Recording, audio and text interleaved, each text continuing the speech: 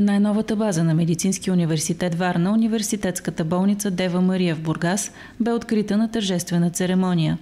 Лентата бе прерязана от кмета на града Димитър Николов, ректора професор доктор Красимир Иванов и основателя и собственик на лечебното заведение Семир Абу Мелих.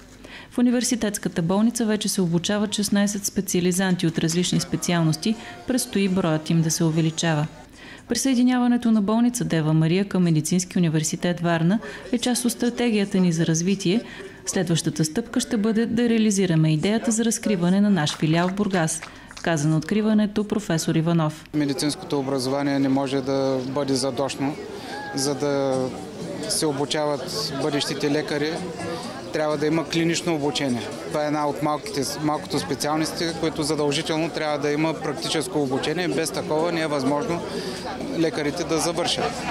От тази гледна точка и на база на големия дефицит, който има на кадри в здравеопазването, и то не само в нашата страна, а в цяла Европа, необходимостта от нови клинични бази на университета беше изключително належаща.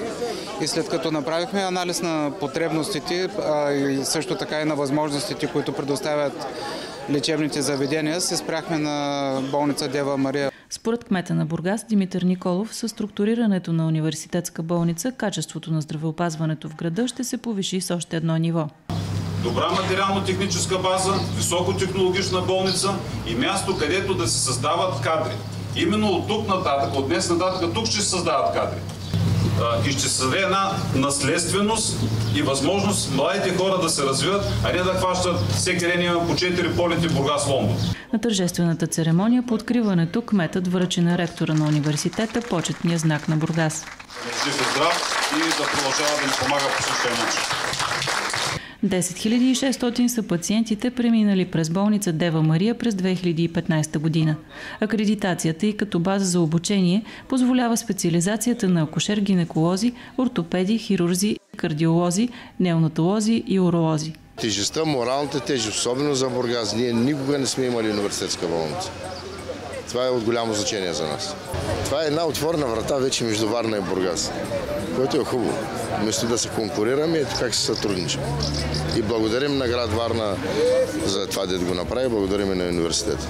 6-месечната Димана е сред най-малките пациенти на болницата. Родена е в 6-тия месец, тежаща едва 900 грама. Едно голямо благодаря, аз хиляди пъти го казах и пак го казвам, на цялото неонатологично отделение за големия професионализъм, за грижите за нея, значи също за човечността.